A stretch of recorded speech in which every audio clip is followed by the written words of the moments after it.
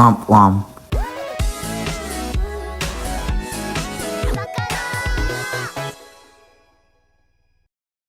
What?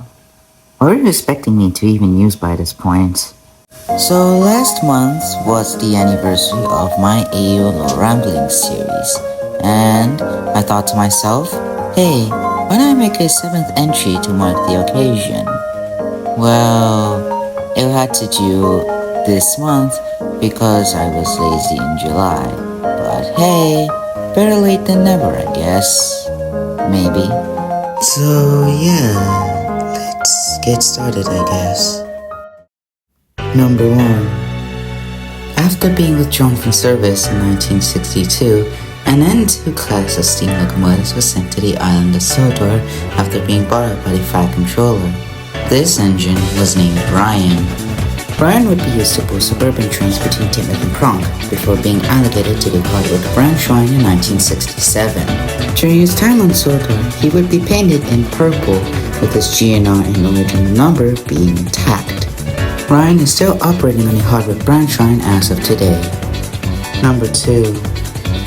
The LMS had a bit of a turbulent history with the people living in the island of Sodor. Like for example, back in 1922, the Furness Railway and later the LMS had wanted to buy out the Northwestern Railway for their operations on the island. However, this unfortunately backfired as the Northwestern Railway was owned by the Sodorian government. However, in 1925, they did get their own piece, and later in 1929, their whole operations on the island of Sodor under a joint ownership. Number 3. A newspaper train is a type of train that operates just like a mail train, but instead of carrying mail, it's carrying newspapers to towns and cities located far, far away. It used to be in operations until the 1980s when it was replaced with articles being posted on social media and the internet. These newspaper trains would make its way to the island of Sodor and commenced operations during the 1870s, and then operated until at least 1990, when it was also replaced by articles being posted on the internet. These newspaper trains would run daily between Timoth and Vickerstown, Timoth and Pure Godred, Hardwick, and Kirk Ronan, before unfortunately being discontinued in the year 1990 like I said earlier. In modern day island of Sodor, there is no newspaper trains operating on the island. Number 4. Rosie is a USTC S100 type steam locomotive which was built for the war effort between 1942 and 1944. She was built sometime in 1943 before being shipped off to the United Kingdom, where she worked there until the wartime was over, where she became a surplus to the war effort. She was bought up by the Southern Railway in the late 1940s to work at Southampton Docks, where she operated there until at least the early 1960s, where she was withdrawn from service after being replaced by the British Rail Class 07. She was purchased by the Northwestern region by the Fat Controller and however restored and repainted into Southern Railway green before being repainted pink during the 1980s. Around the late 1980s, she was allocated to Vickerstown, and due to the controversy of her pink livery being too feminine, she was repainted into her red livery, and she still wears that livery ever since, while also working at Vickerstown as the station pilot. Number 5.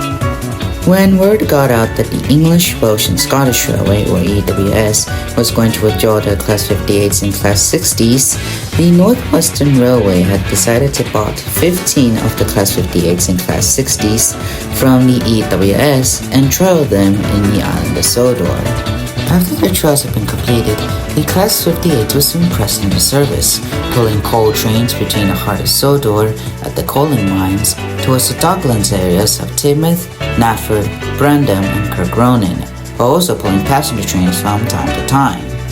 As for the Class 60s, they were also pressed into service by the Northwestern Railway, pulling freight trains between Timoth and Vickerstown and anywhere else that the Class 60s can go. And as of today, all of the 15 Class 58s and Class 60s are still in service with the Northwestern Railway. Number 6. At the height of World War I, the recently formed state-owned Northwestern Railway had bought some ROD-280s from the Great Central Railway and loaned some engines from different railways, including the Railway Operating Division, or ROD, to place them in the service for the war effort on the island of Sodor. After the First World War had ended in 1918, most of the loaned engines were sent back to their original owners, while some ROD engines were later bought up by the Northwestern Railway and were placed in the service in different areas across the island. It wasn't until the Second World War where the Northwestern Railway would later bought out some war locomotives, mainly the ROD-280 and 210 type steam locomotives and the LMS 8F-280 steam locomotive. After the end of the Second World War, most of the WD-280 and 210s which were sent to the island were surplus, as well as the 8Fs, so they were bought up by the Northwestern Railway entirely in 1946.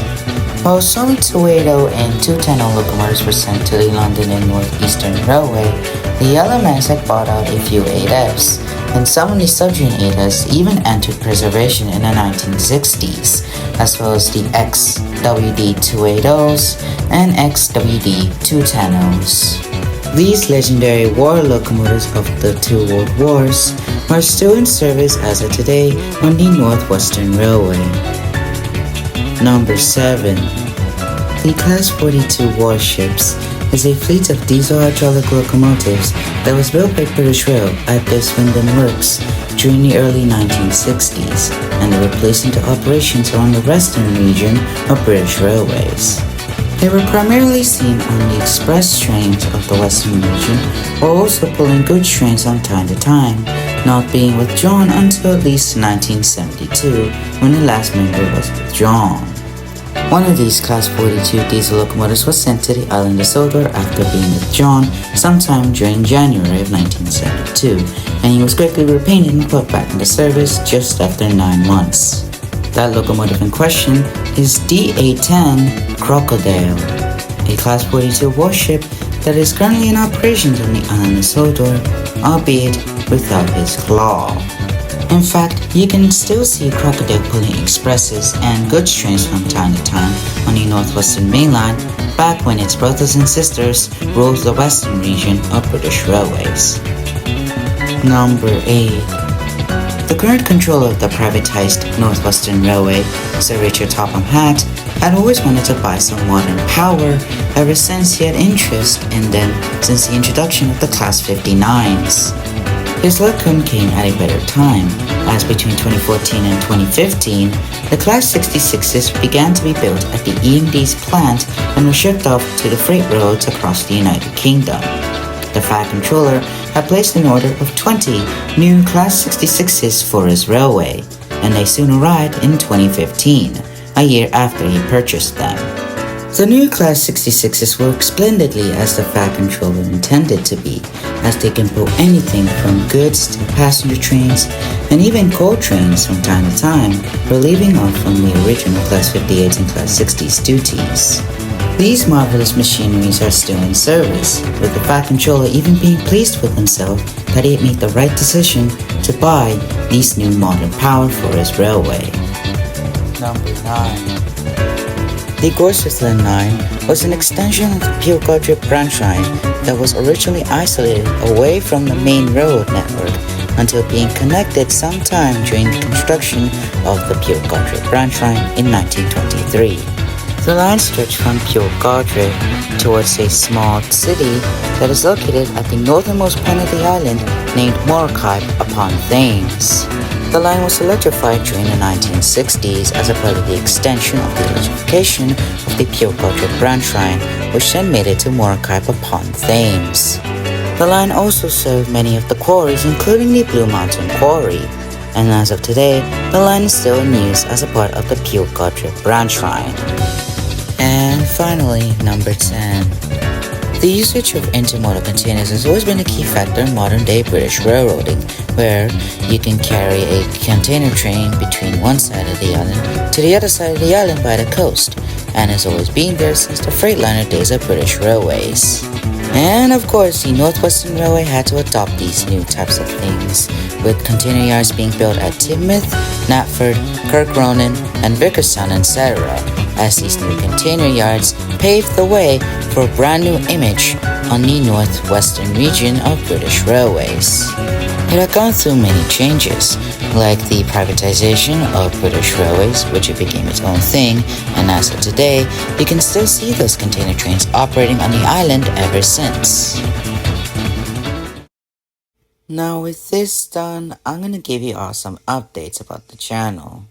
As you may all know, this year I'll be heading back to school for the 2024-2025 school season, which means that my content will be taking a back seat for a while I'm at school, which means that new videos will be uploaded at a different time because of this matter.